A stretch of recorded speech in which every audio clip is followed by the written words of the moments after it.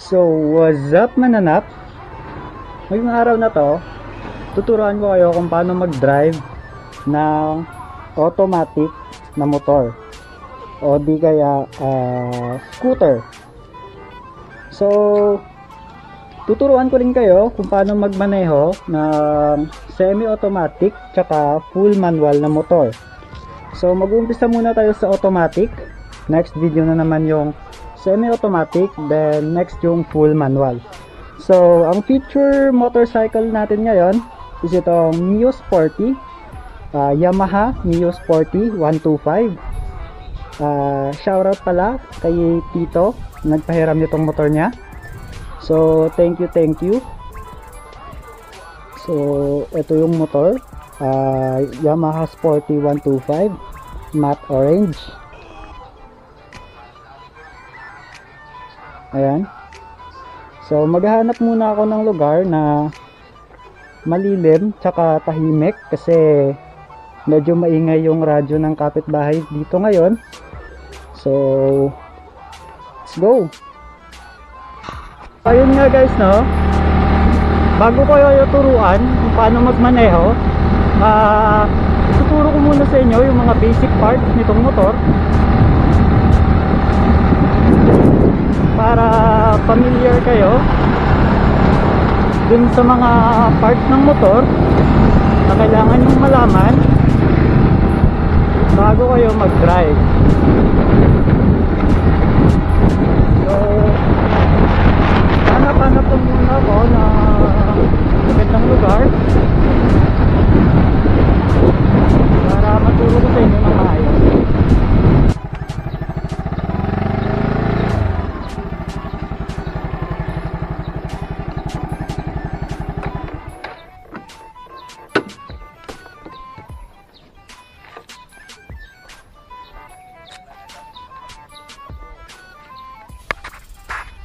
Okay, let's start. So, first part ng motor na kailangan yung malaman bago kayo mag-drive is yung throttle o yung tinatawag nilang silinador. So, ito yung magko-control ng gas mo. Ito yung papatakbo sa motor. Ito yung pipihitin mo para tumakbo yung motor. Then, next is yung rear brake. So, magkaiba yung configuration sa iba't ibang klase ng motor. So, dahil scooter to, yung left lever, ito yung rear brake para sa rear brake, yung preno dito sa likod. Ayan. So, yung nasa right lever naman, nasa kanan, ito yung nasa front brake or more on front brake kasi sa pagkakaalam ko halos lahat ng configuration ng brake sa mga scooter is combination. So 70% front, 30% back. So ganun yung preno nito, yung nasa right lever. So next, yung seat. And then yung footrest, saan mo ilalagay yung paa mo habang nagmamaneho ka. So again this is a tutorial on how to drive a motorcycle. So automatic tayo ngayon, scooter. Ayan. So first things first, to start an automatic motorcycle, so you have your ignition key. Ayan. Then turn clockwise for ignition. Then ito yung start button nya. So bago mo yan ma-start is kailangan mo muna pihitin itong left lever o yung rear brake bago mo ma-start. So press, then click mo yung start. There. So, nakastart na yung motor, pwede mo nang bitawan yung left lever. Ayan. Since automatic itong motor, every time na pipihitin mo tong silinador, itong throttle, aandar agad yung motor. So, kailangan mo yang ingatan. Kasi pag sinabi nating automatic motorcycle, nakadirect na yung gear niya sa loob. So, once na pinihit mo to, aandar agad yung motor.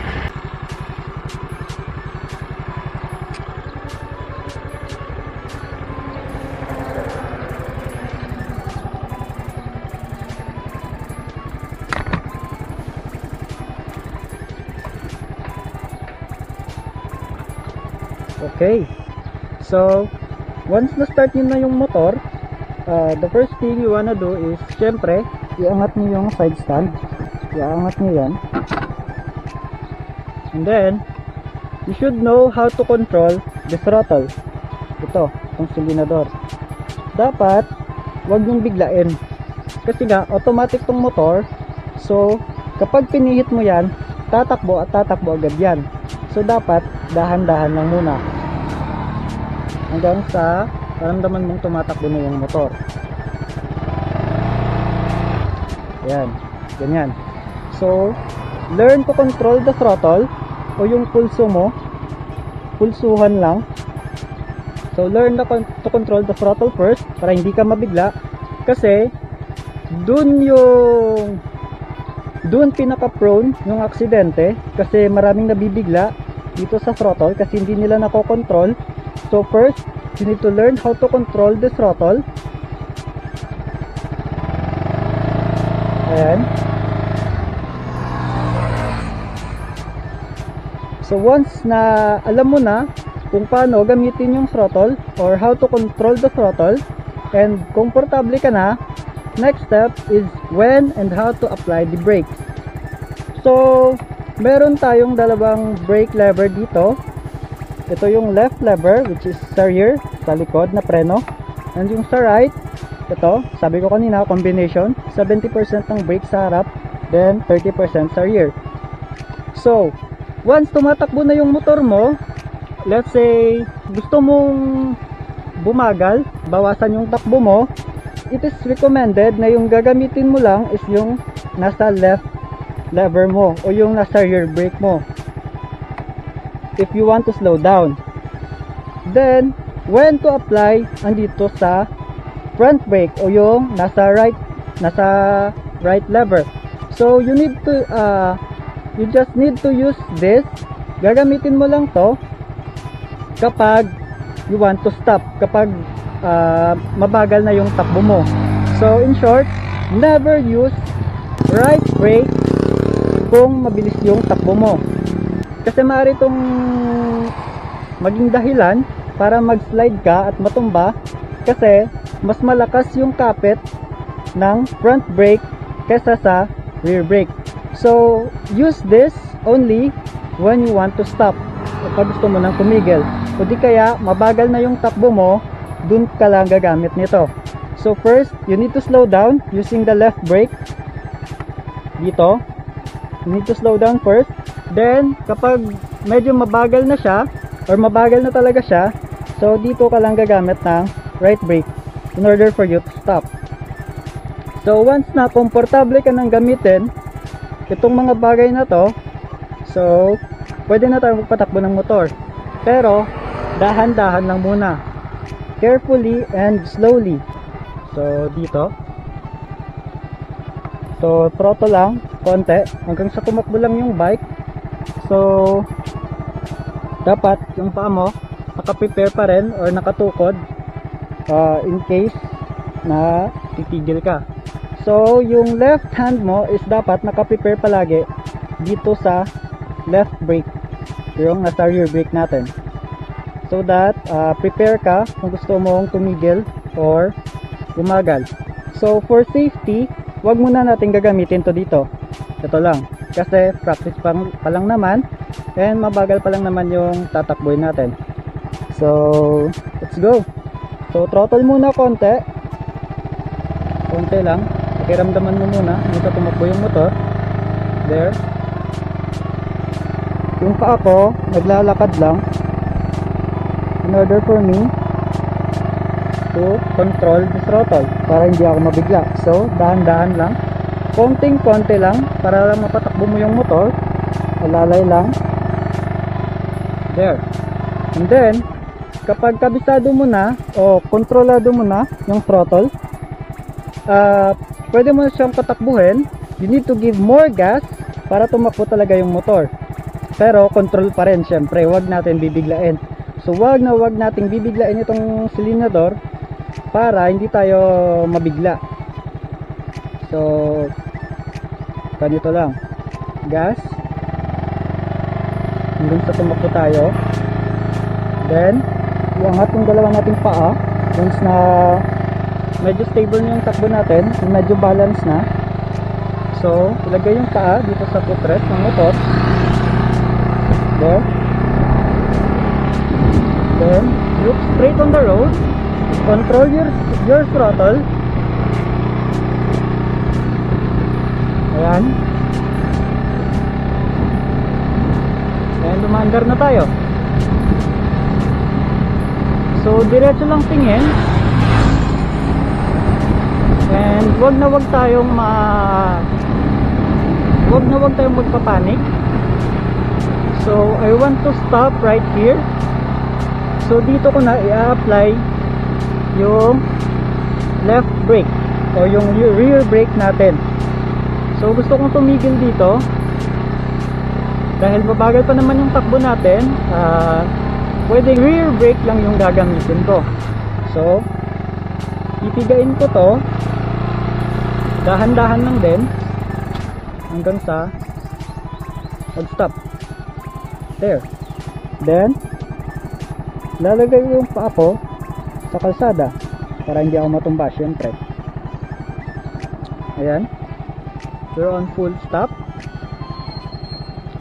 So again, throttle control plus left brake or yung rear brake. So gas, konting-konti lang nasa tumakbo yung motor. Then kapag medyo stable na, put your foot on the footrest. Ayan. Then dahan-dahan lang, diretso tingin, huwag magpapanik. So dire-diretso lang.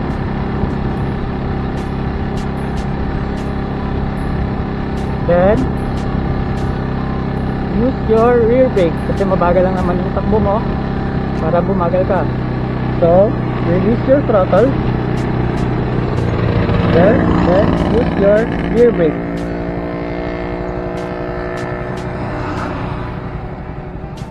There, you come to a stop. So hindi ako gumamit ng right brake o yung front brake. So again, gas, dahan-dahan, tumatakbo niyo yung motor, iangat niyo yung paa nyo, ilagay niyo sa footrest, diretso tingin.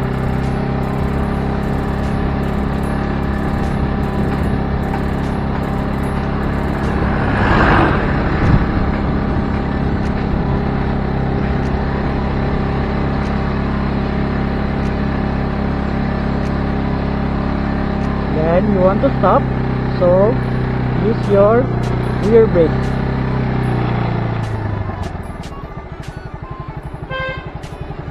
There. Let's say you're comfortable na with your ride, so medyo mabilis ka na, you have the speed kasi medyo kampante ka sa motor mo, then hindi na enough yung rear brake in order for you to stop. So you need to use both brakes para tumigil. So when and how ka gagamit ng rear and front brake in order for you to stop. So for example, medyo mabilis ka na magpatakbo, may speed ka na, ayan, ganyan, let's build up some speed na, and then you want to stop. So first thing to do is release the throttle. There. Then use left brake, the rear brake, in order for you to slow down. Then kapag mabagal ka na, dun mo gagamitin yung front brake. There. First, left brake to slow down. dahan-dahan. And then, yung right brake, dahan-dahan din. Hanggang sa tumigil ka na. So, gagamitin mo muna tong left brake in order for you to slow down para bumagal yung takbo mo. And then, kapag mabagal yung takbo mo, dun mo na gagamitin itong front brake, yung nasa right lever para sa full stop. So, here, again, throttle, gently, slowly, control lang. Ayan. Then, build up some speed. Put your legs or your foot in the footrest. Ayan. Then, diretso lang tingin.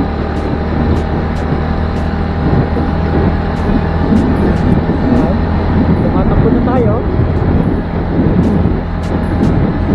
So, we want to stop. First, release the throttle. Left brake or yung rear brake, gently. Then, yung front brake o yung nasa right lever. There. You come to a full stop. So, what if nagpanic ka? O sabihin na natin nagpanic ka kasi hindi nga natin yan maiiwasan, lalo na pag first time mo talaga. So, for example, habang tumatakbo na yung motor, mataranta ka, hindi mo na alam kung ano yung gagawin mo.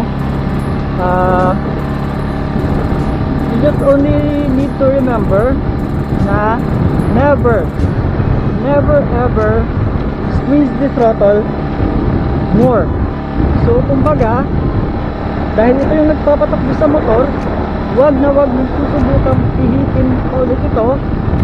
It's better na i-release mo na lang, then do nothing. Release the throttle. You will not stop immediately, pero babagal yung takbo mo hanggang sa tumigil ka na. So laging tatandaan na dahil throttle yung nagpapatakbo sa motor, ito yung unang-una dapat natin i-release para bumagal yung takbo natin. Just keep in mind na dapat lahat ng gagawin mo sa motor is dahan-dahan lang. So, gently squeeze the throttle, gently squeeze the brake levers, left and right, para walang biglaang mangyayari o hindi ka magugulat. You will not accelerate immediately, di ka tatakbo bigla-bigla dahil kontrolado mo yung throttle, and hindi ka rin titigil basta-basta na pwedeng maging dahilan para matumba ka if you will just gently squeeze the levers. So, dahan-dahan lang. Gently. Squeeze the throttle gently to accelerate. Dahan-dahan lang. Then, kapag may speed na, put your legs or your foot to the footrest. Yan. And then, look straight. Diretso lang tingin. Be calm. Ayan. So tuloy-tuloy na pagpa-practice, mabibuild din naman yung confidence mo sa pag-drive ng motor.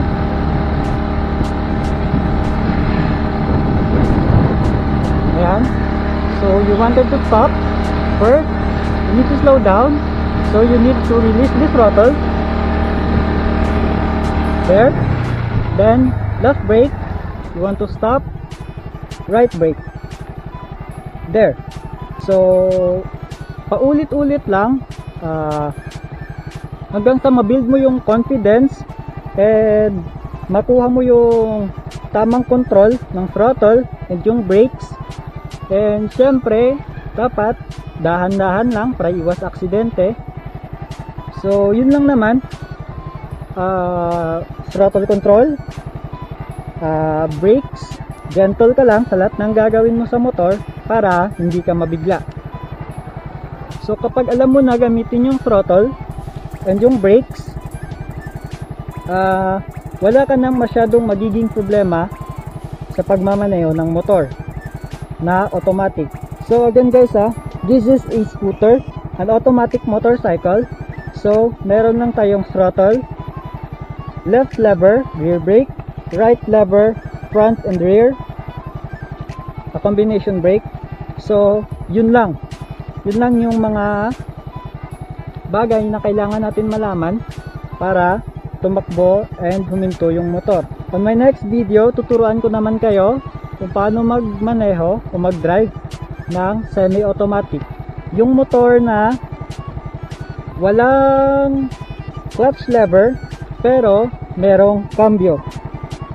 So stay tuned. So that's about it, guys. Just ride within your limits. Ingat palagi and peace.